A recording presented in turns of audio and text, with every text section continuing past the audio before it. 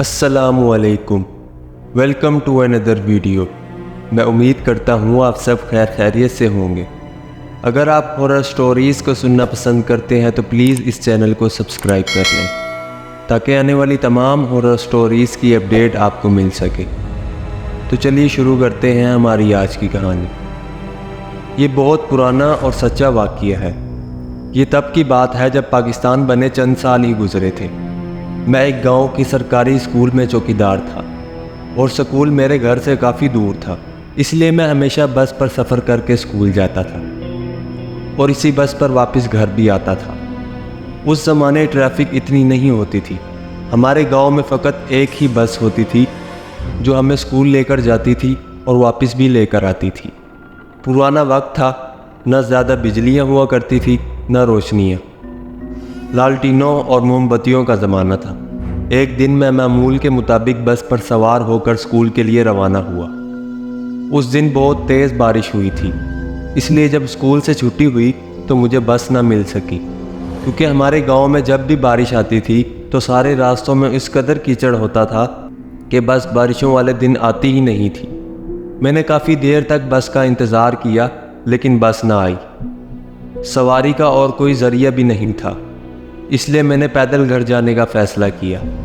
راستہ کافی طویل تھا لیکن مجبوری تھی۔ میں عصر کے وقت روانہ ہوا تھا لیکن اب رات ہو گئی تھی اور راستہ ختم بھی نہیں ہوا تھا۔ ہر طرف اندھیرا ہی اندھیرا تھا۔ اس وقت آبادی اور آمد و رفت اتنی نہیں ہوتی تھی، اس لیے سڑکیں رات تو کیا دن کو ہی سنسان ہوتی تھی۔ راستے میں ایک بہت بڑا قبرستان آتا تھا اور میں اب اس قبرستان کے پاس سے گزرنے والا تھا۔ میرے پاس کوئی لالٹین اور موم بتی وغیرہ کچھ بھی نہیں تھا، اس لیے پیدل اندھیرے میں راستہ بناتے ہوئے آگے بڑھ رہا تھا۔ ابھی گھر پہنچنے میں کم از کم 1 گھنٹہ باقی تھا۔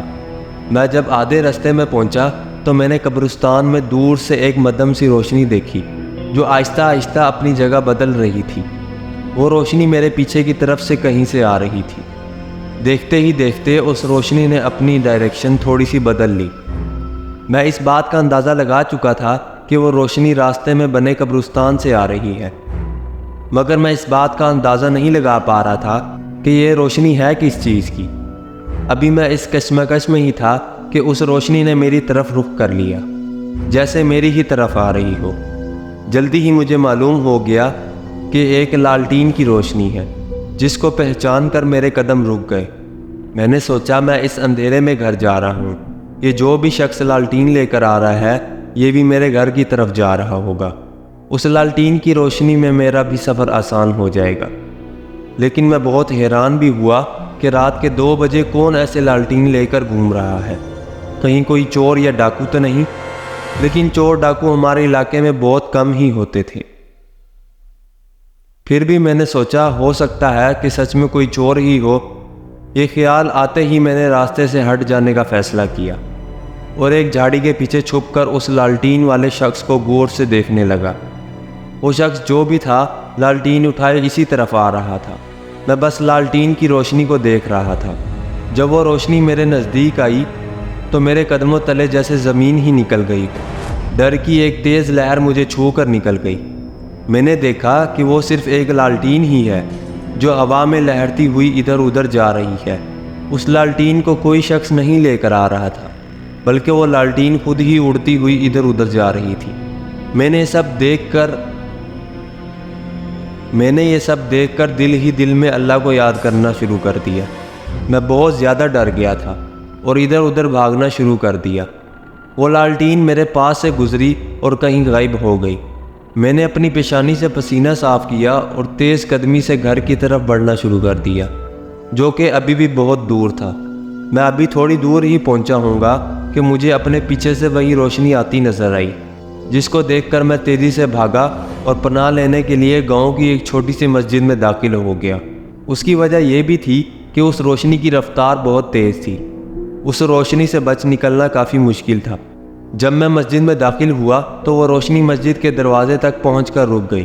میں خوف زدہ ہو کر اس روشنی کو دیکھتا رہا، لیکن وہ روشنی مسجد کے اندر نہیں آ سکی۔ پھر وہ لالٹین کی روشنی اسی رفتار سے قبرستان کی جانب چلی گئی۔ میں نے پوری رات اس مسجد میں گزاری اور دعائیں کرتا رہا۔ وہ روشنی مجھے رات کو پھر سے نظر آئی اور میں ساری رات اسی روشنی کا تماشا دیکھتا رہا۔ وہ لالٹین آتی جاتی رہی اور پھر فجر سے کچھ وقت پہلے وہ روشنی مکمل غائب ہو گئی۔ میں نے فجر کی نماز مسجد میں باجماعت ادا کی اور سورج نکلتے ہی وہاں سے گھر چلا گیا۔ اگلی صبح جب میں گھر پہنچا تو بخار میں جکڑا ہوا تھا۔ جب بخار کا زور ٹوٹا تو میں نے پوری کہانی گھر والوں کو سنائی۔ آج اس کہانی کو برسوں بیت گئے ہیں، لیکن مجھے آج بھی اس رات کا ایک ایک لمحہ یاد ہے۔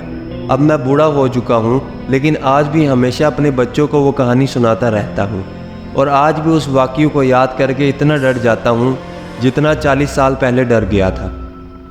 میں امید کرتا ہوں آپ کو آج کی کہانی پسند آئی ہوگی۔